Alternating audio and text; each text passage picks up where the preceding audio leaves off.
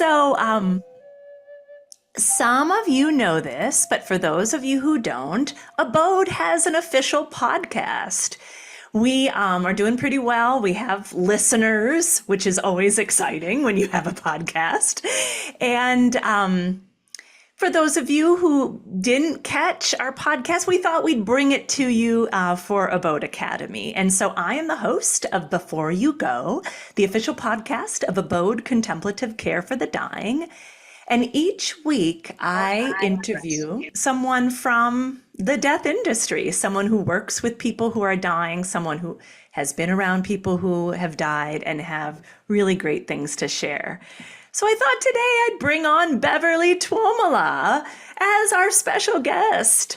And Beverly and I are going to talk about the fears of dying and then also contemplate different ideas around death and dying, and maybe open it up to discussion and feedback from all of you, see what resonates with you, or if there's something that we don't talk about that you want to talk about, we'll have an opportunity to share and I'll open it up to all of you. But really, we hope that you emerge from tonight feeling a little bit better about your mortality and with some tools about things that you might be able to do to face any of the fears that you have around death and dying. So I'm going to share my screen. I have a PowerPoint presentation, but there's not a lot to it, just some fun pictures.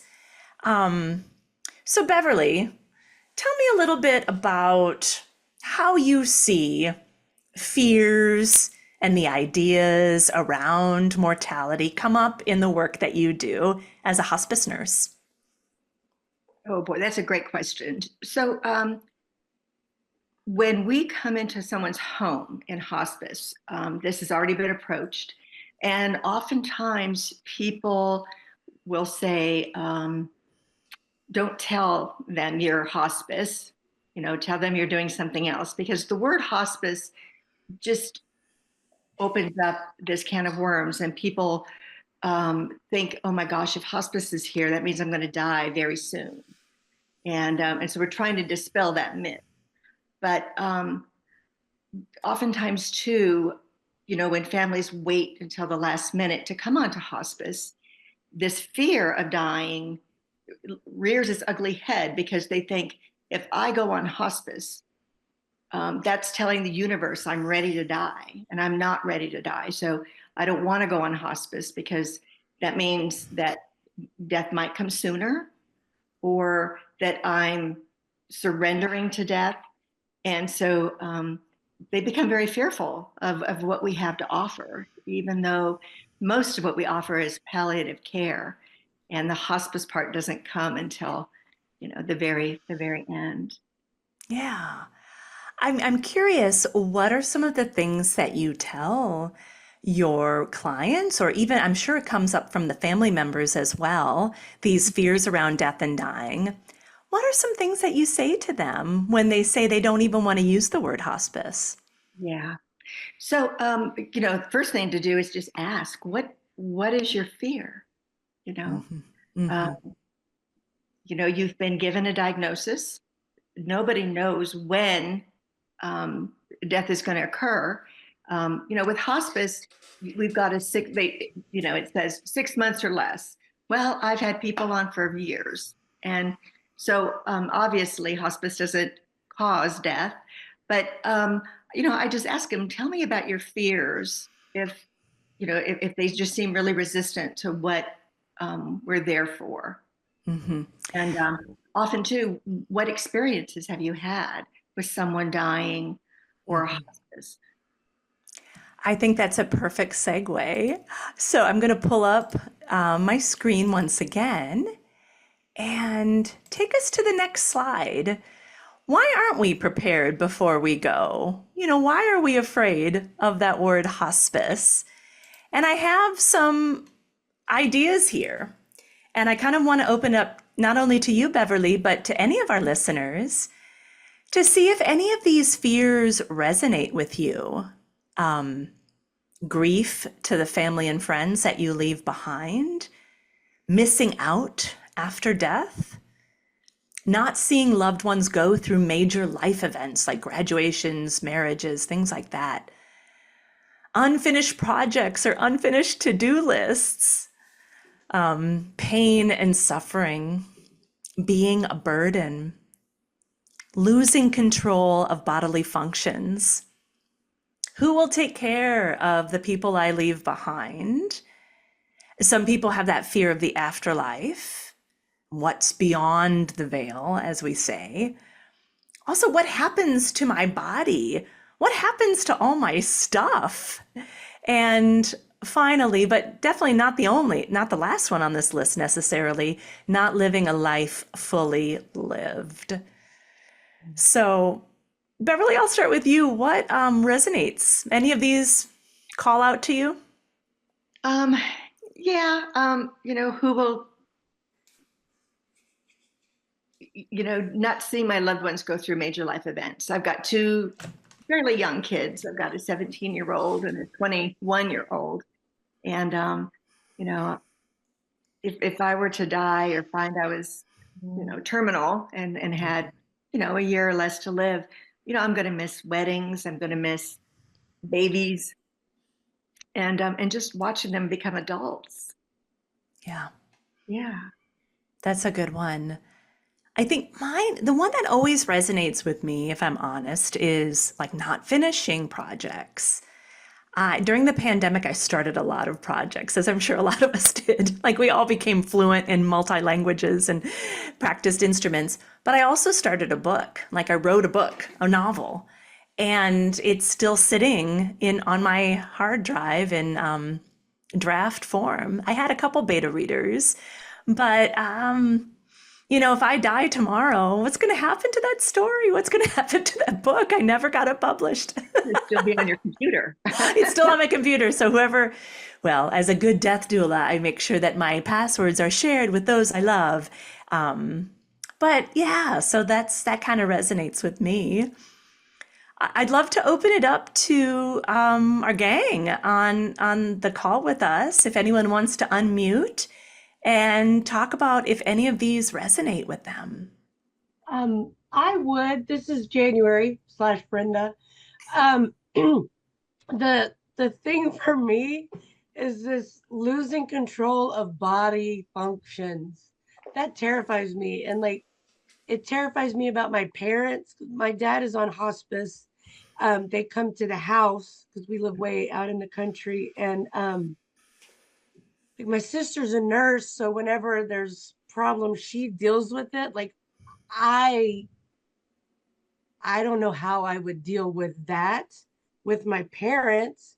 And then for myself, that's just, and I'm a farm girl, I deal with all kinds of nasty stuff out here with the animals. But for myself or my parents and like having to deal with it or having someone have to deal with it if it's me, that is my biggest fear. That freaks me out more about all my massive to-do lists. Mm-hmm. Yeah. That's a very common fear, and one of the realities that I come in contact with in my work, and people are so afraid of that. And one of the things I tell my patients, and not the first day, but as time goes on, is they're fearing being bedbound. They're fearing not being able to use the toilet. Now we're in diapers or pull-ups, and um, they can't do anything for themselves. And I always tell them the final lesson that we have to learn in this life is surrender. Mm-hmm. And that means surrender all of that and know that the care that you're going to get is out of love. And I can teach a caregiver to do pretty much anything. So, yeah, and I've had people we're on the eve of becoming totally bedbound and, having to wear diapers. And my patient decided during the night, you know what? I don't think I'm going to do that. And they were gone the next day. So, mysteries of the universe, how that happens. But Yeah. it happened. It's happened. I love that you normalize that, Beverly, because I think it is a common fear.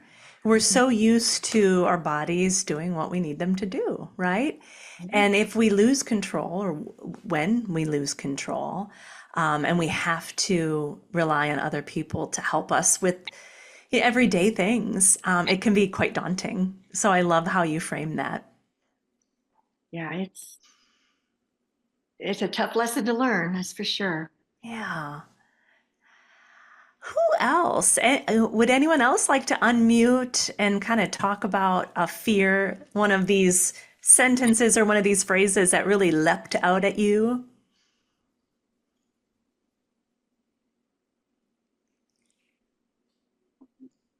This is Robin Dillard.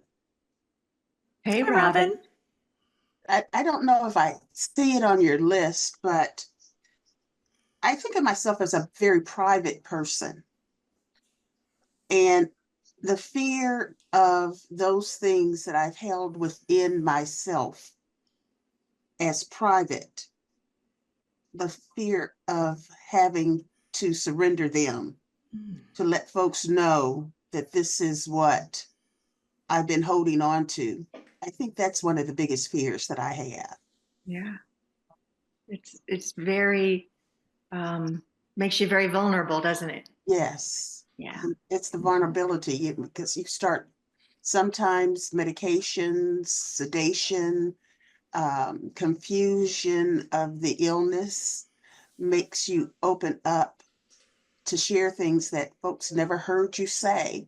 And you have no control over that because you don't even know that you're saying it. And so either you have to find a time before you get to that point to using the word that Beverly has used, surrender it, or you have written letters to those that you love to share. This is for you and for only you to know. Yeah. What a great idea, Robin. I love that you shared this fear, but then also came up with a solution to that fear. I think that's really helpful. Yeah. Thank you for sharing that with us. You're welcome.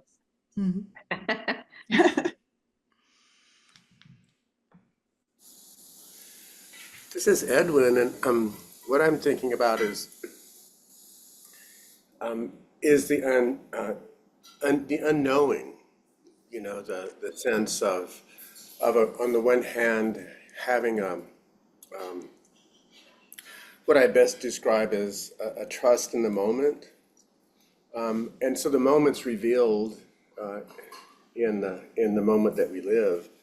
But then again, as we can all notice, at least I notice myself, that when I'm faced with things that I'm thinking about having to do with the unknown, that can really freak me out. Yeah. And some of it, some of that is, well, it's the afterlife.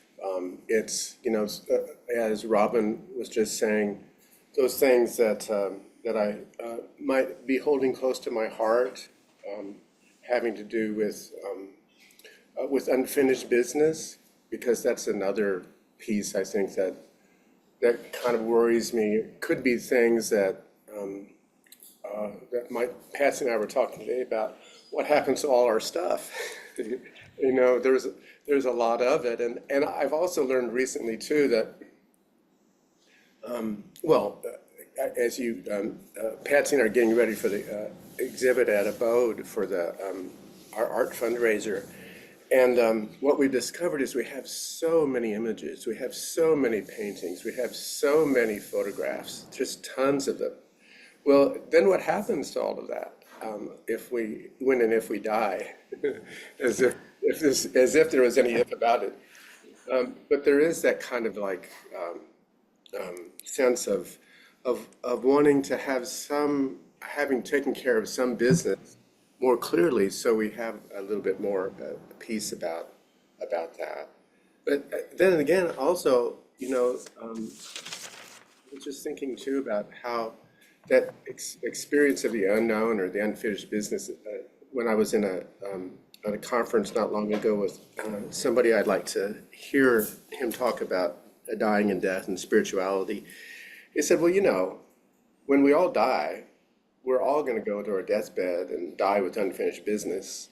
So it was just like this sort of relief. Oh, that'll be okay. There'll always be unfinished business, things I wish I would have done differently or said differently or been able to resolve. But anyway, so I find that fears of death are kind of like, they're like resonant. They're just there.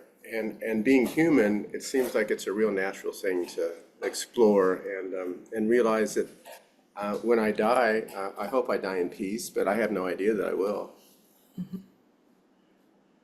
No certainty, I guess. I have an idea that I might, but I have no certainty that I will. Yeah, oh, that's beautifully put, Edwin. A couple things really resonated with me. First is, what you said about the unknown. I mean, that's life, though, isn't it? Every breath, we're not guaranteed our next breath. We're not guaranteed our next step. And we're not guaranteed our next heartbeat. And so sometimes knowing that and contemplating on that makes this life all the more sweeter, because we can't take anything for granted because we don't know what's next. And so, we really can be in the present moment and practice the contemplative practices that ABODE guides us towards, because there's so much about this life that's unknown, and we can kind of, to use Beverly's word again, we can surrender into that. And you used the word too, it's the practice of it, just can practice in trusting it, even in the not knowing.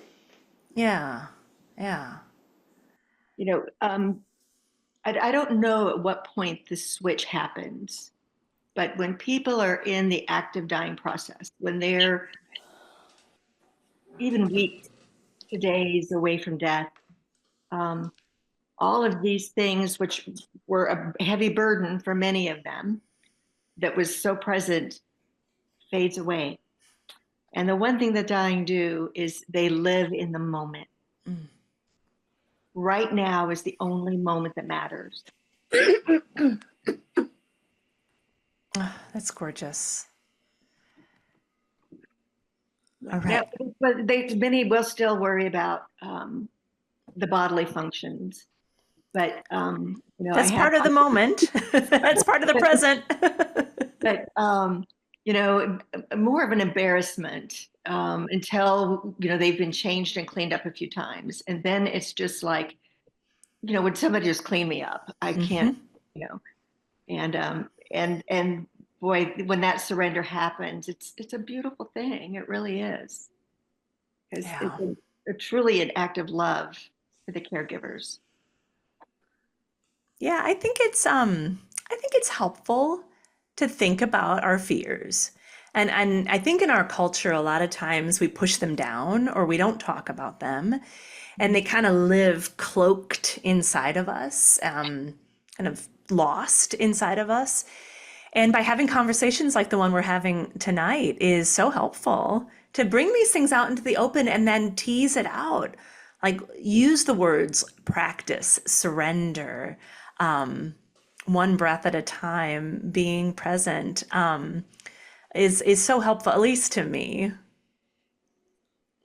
I think so. Natalie, this is Helen. Hi, Helen. I think another word is to be prepared. I think if we prepare, some of those fears just fall away, because we stop worrying about the little things and we start accepting that the little things probably are going to fall by the wayside and the bigger things need to mean. But I think the word being prepared makes us feel a little bit more at peace with what's needing to happen. Beautifully put. We think about last week's offering from Sandy and Wayne and giving us all of the tools to prepare, because we know it's going to happen, right? We know none of us get out of here alive, right? Everyone dies, no matter if we talk about it or not. And so you're perfectly right, Helen, is we can get ahead of the game. We can get ahead of it by being prepared and making sure that we have our affairs in order. All right, in the interest of time, I want to move on, because there is this beautiful practice that was set forth by an 11th century Buddhist scholar named Atisha. And they came up with the 9 contemplations on death.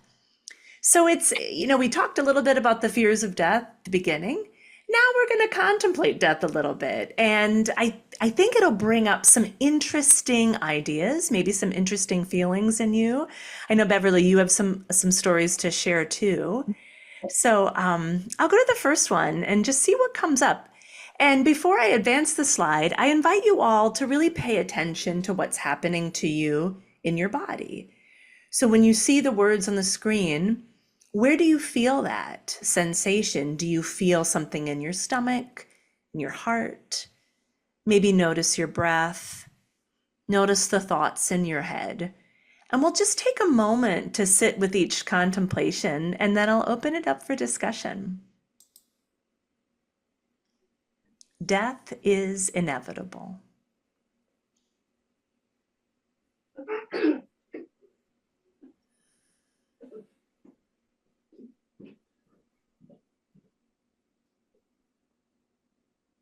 Well, as far as I know, there's only one person who's escaped it. And even he had to die. even he He had did to, have to die first. right, right. So he faced it, and but yeah, none of us are getting out of here alive, as you keep saying. Yeah. So when we think about this phrase, what does that do? What does that do to you, Beverly? Initially I come to me, okay, I'm going to die. Mm-hmm. But I think what chokes at my heart is what I think, my children are going to die. My friends are going to die. I haven't thought about losing a friend yet. And yeah, so everyone is going to die. Mm-hmm. Yeah.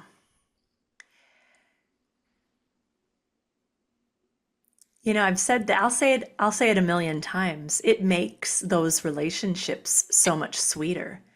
Mm-hmm. Like if I think about my mother who recently died, I have her memories, I have the experiences that I shared with her, and that doesn't die. That lives on, her spirit lives on. And so even though her physical body isn't here anymore, she lives on in a way. And so that helps me. It helps me a little bit with this first contemplation. Also, one of my hospice chaplains taught me this. We were at a funeral, and she, just said to the group, there are 3 deaths. The first death is your physical death.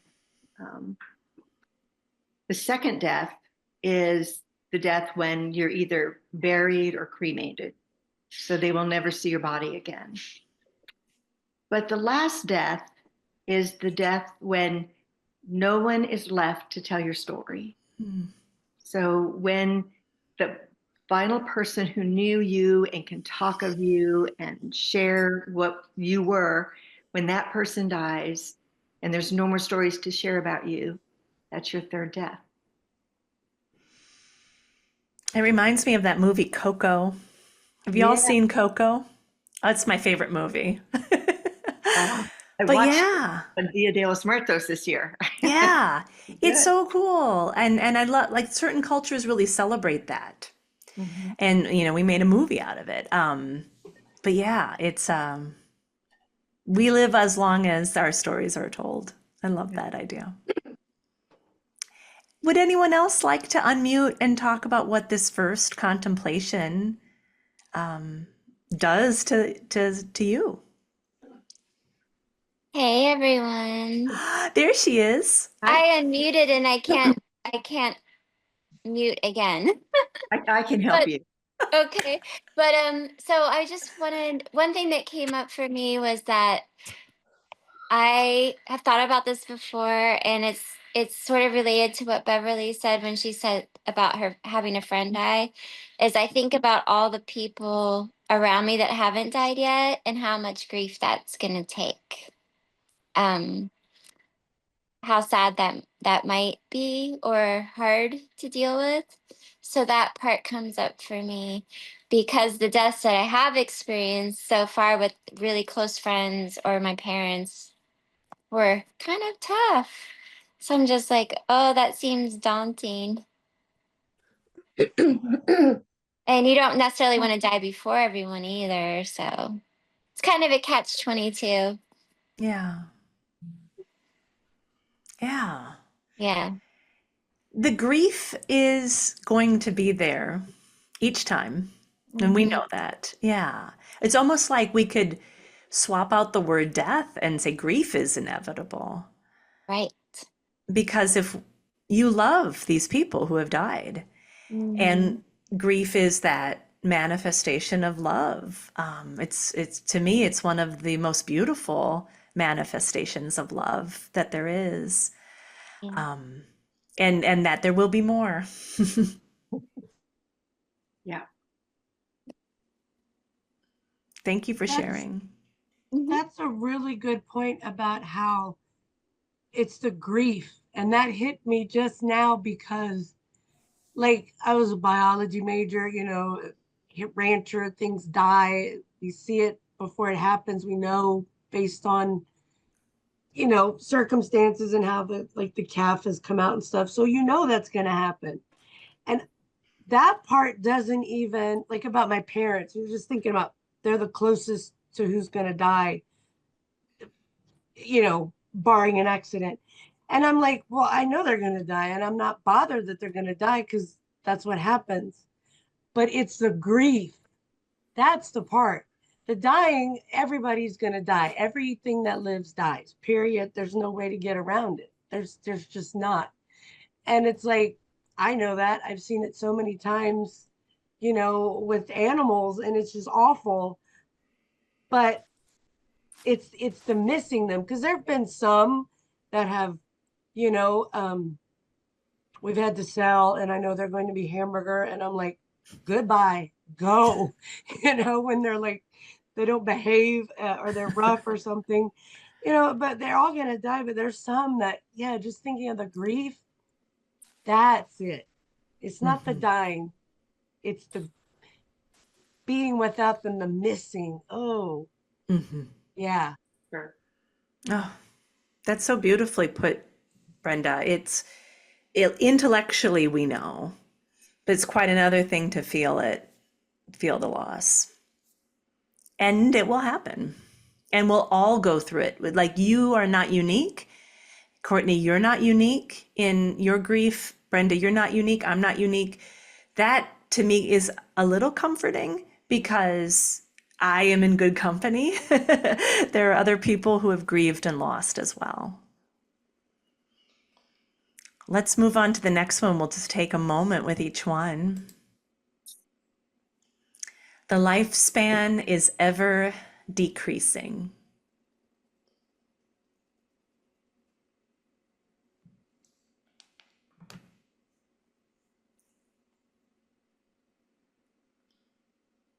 This one gets me. Yeah.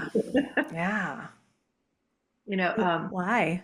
Well, I caught myself saying this this weekend. I'm about to come up on a big birthday. Uh, you know, I'm going to just throw it out there. If you guys don't know, I will be 65 in about a week. Exciting. Well, yeah, but my lifespan is ever decreasing. Mm-hmm. And for the first time, I was talking to friends and we were listening to jazz, and I thought, wow, wouldn't it be exciting to learn the bass? I think I would love to learn the bass. And then something in my head caught me and said, you don't have time for that. And then I thought, well, all these things I want to do, wow, I don't have a lot of time left. Mm-hmm. Yeah. There's some grief in that. For sure. Mm-hmm. For sure. This is Robin. I relate to you, Beverly, on that. And congratulations to making to 65. Been there, done that, and have the t-shirt already. But I hear myself think, if I were only 20 years younger, Yes. I would have done this or if I were 10 years younger, I think I would appreciate being able to learn how to do this, because I would think that I would have 10 extra years to practice it or to do it. And I do find myself silently saying, oh, if I were just a few years younger, maybe I would try this. But I'm just going to focus on what I have control of right now and move on. I've never done that until now. See, uh-huh.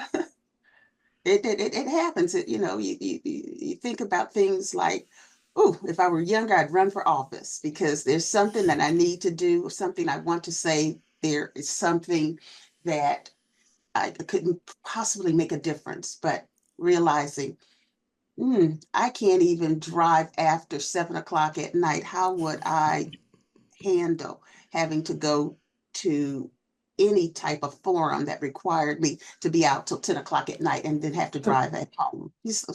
I make excuses for myself. Yeah. Oh, it's so true, right? I mean, you have to laugh. I saw like a little meme on Facebook saying, 50, I just turned 50. 50 is not middle age. It's actually 38. I'm like, shut up. You don't know. You don't know how long I'm going to live. I'm middle-aged. But I'm still in that, like, I have enough time. I can do whatever. But yeah, it is decreasing. I'm on the other end now of that middle-aged. I want to move on to the next one. Death comes whether or not I'm prepared. And there's a scary skeleton behind you.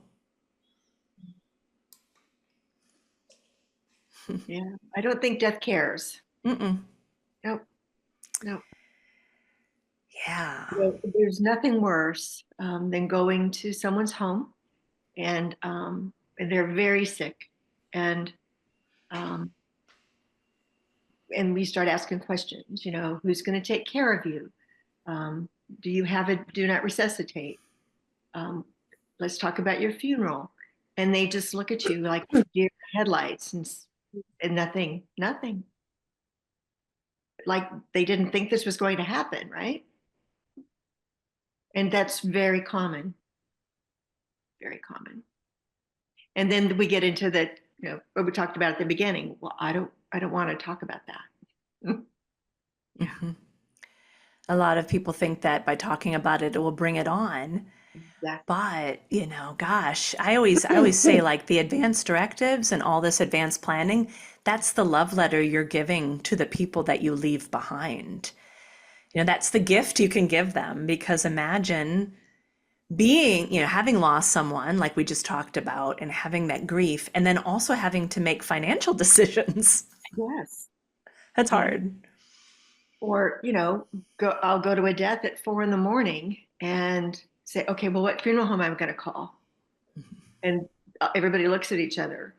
Funeral home? What's a funeral home? Can you suggest one? Yeah. I can give options. Yeah, here's a list. What Yeah. about O'clock in the morning is not the time to do that. At the time of death, these are your last moments with your loved one. So don't any of you do that to your loved ones. Let them have that moment with you, not worrying about, oh my God, what funeral home am I going to call? And, yeah. Hi, this is Michelle. Hey, Michelle. Hi.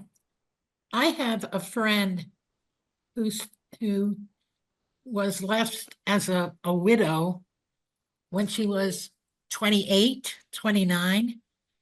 And what she did when she realized after he passed away that she didn't have a clue what their things were, what their money was, he did everything. And so she didn't have a clue. And so what she did in her grief was start, what's the word for it? writing down all the things she had to do after his death. Everything from find a funeral home and go to the bank and all that sort of stuff. And she ended up putting together a kit. And that kit, she, I think it was called What's the Question? Hmm. And she ended up going on Oprah Winfrey show with this. She sold it online and that, because there were so many people who didn't have that. They didn't even know that, not only did they not have the answer, they didn't have the question. Yeah. They didn't even have So- the question. Good point. They didn't have the question. They didn't know what to ask. You Exactly. don't know what you don't know, right? Yeah, yeah. Yeah. Michelle, you bring up an interesting point because you said she was 28. Yeah, That's what this contemplation sometimes means for me too, is that even if it could happen to a 28-year-old, like death is going to come, whether or not I have my advance directives and all my planning and I know the Yes. questions, it's going to come on its own timeline. Which so I love the story of your friend Michelle, because she found out at a young age exactly what the questions that she needs to ask. So Yeah. I think that's an inspiration to a lot of us. yeah, yeah. This next one, my lifespan is not fixed.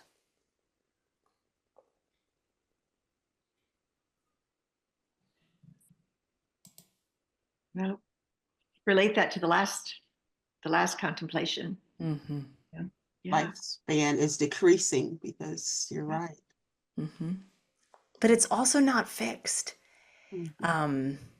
Like I could say, you know what, I'm going to live to 100. I mean, I'm 50. This is middle age. I'm going to live to 100.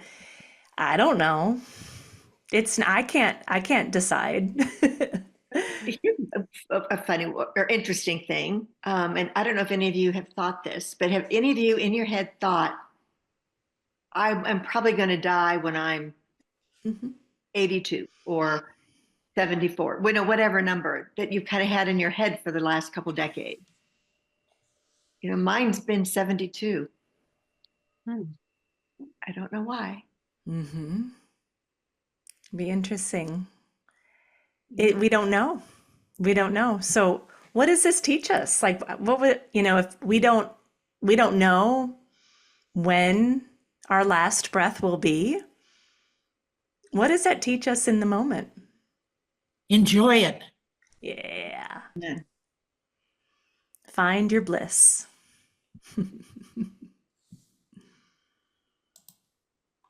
Death has many causes. Mm.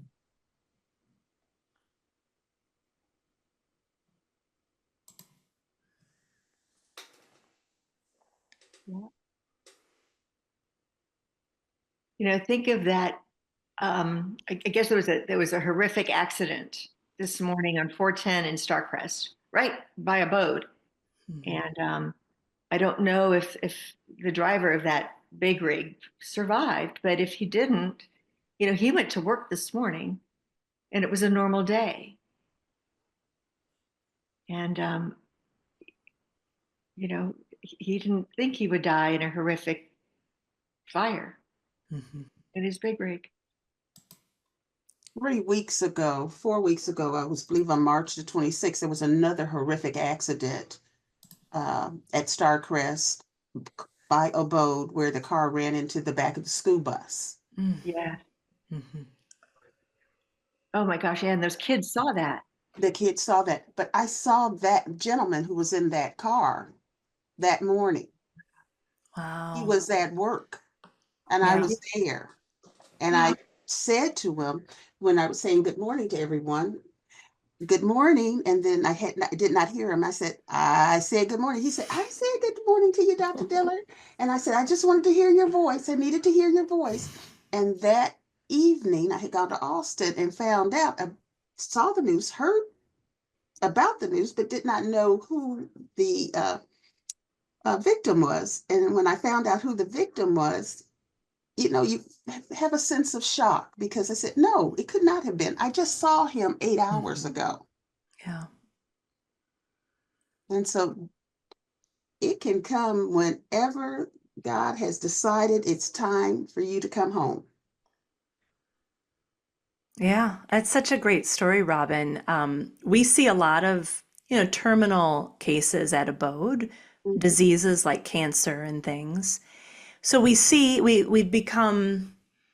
immersed in that type of death, but we're talking now about these sudden deaths, these car crashes that we may not be able to plan for. It has many causes, many different ways that we can die.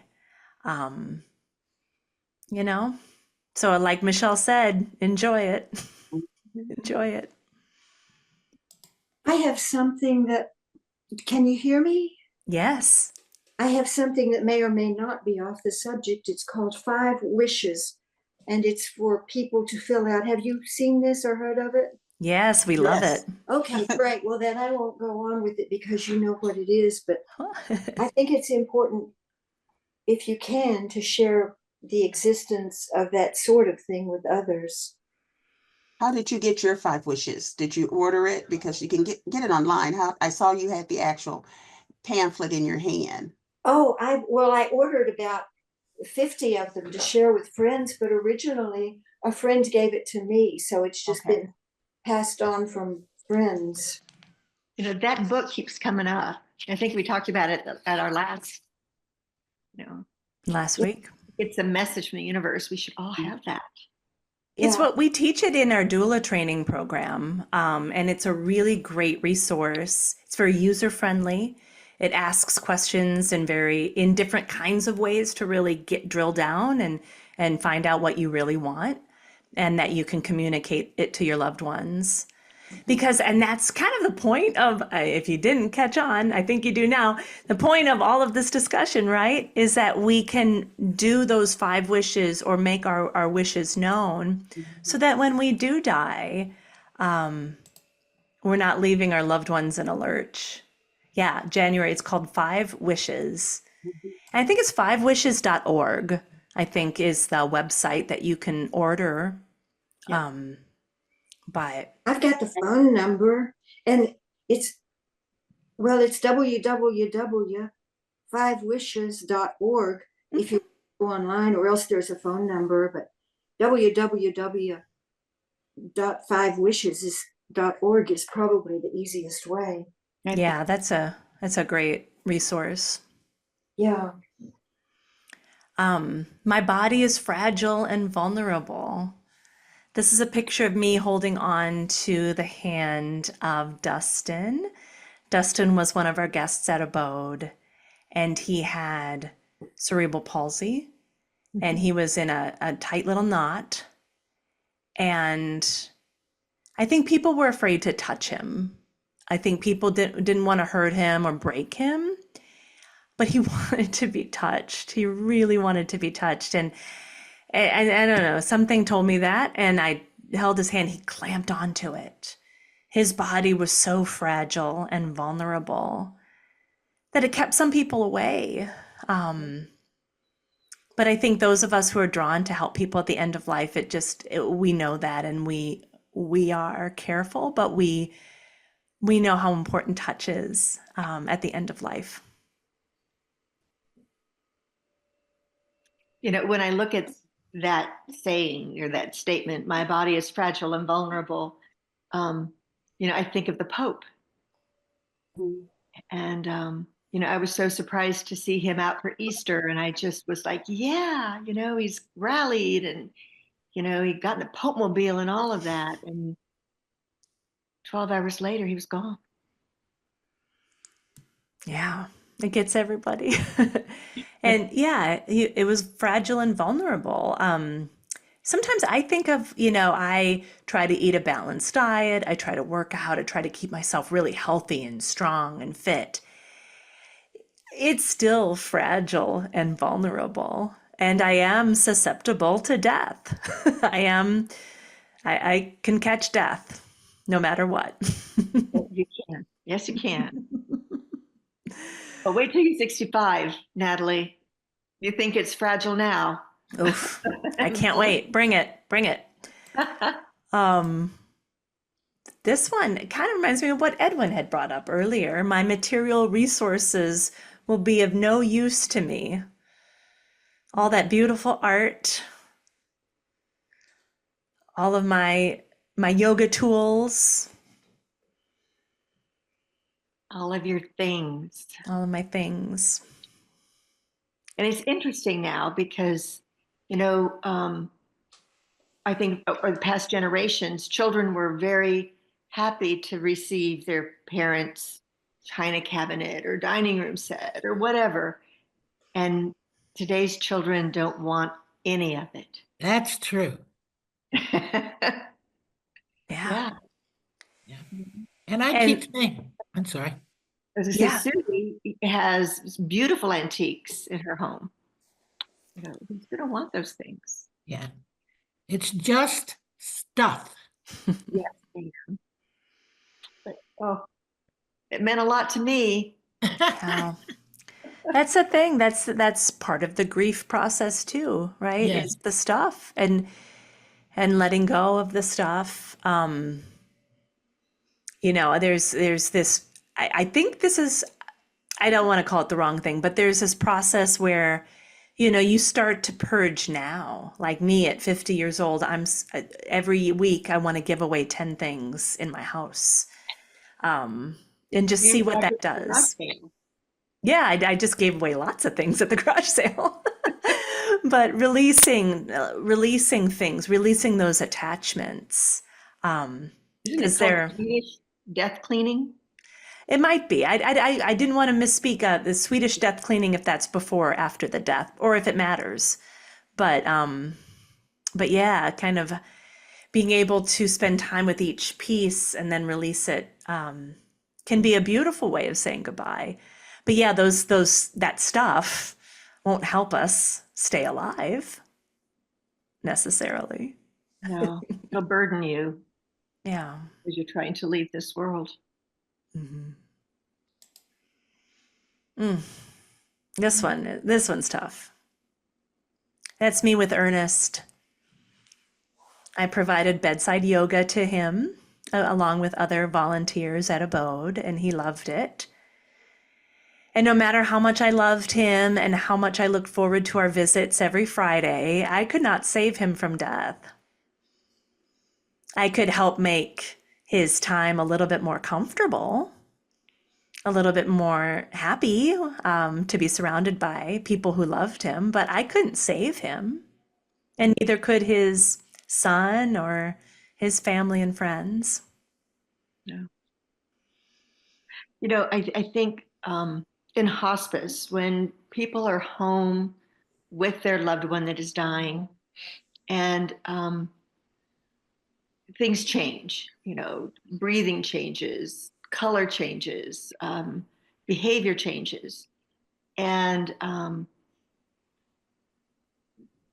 the loved ones often forget that their job is to witness and to comfort.